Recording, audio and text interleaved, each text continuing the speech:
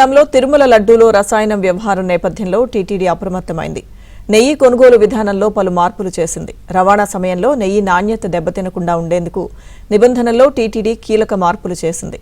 Tender దక్కించుకున్న dairy సంస్థలు FSSAI, NDDB నిబంధనల ప్రకారం అన్ని పరీక్షల్లో ఉత్తీర్ణత సాధించాయని తెలిపింది.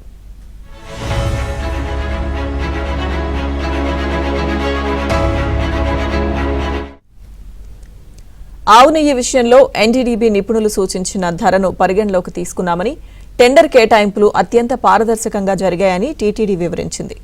శ్రీవారి ప్రసాదాల నాణ్యతను, పవిత్రతను కాపాడడానికి టీటీడీ బోర్డు కట్టుబడి ఉందని స్పష్టం చేసింది.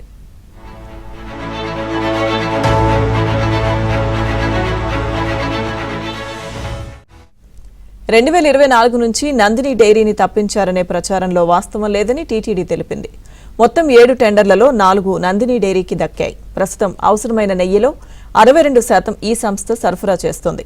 2019-2024 మధ్య నందిని డెయిరీకి ఎటువంటి టెండర్లు ఇవ్వలేదని టీటీడీ స్పష్టం చేసింది.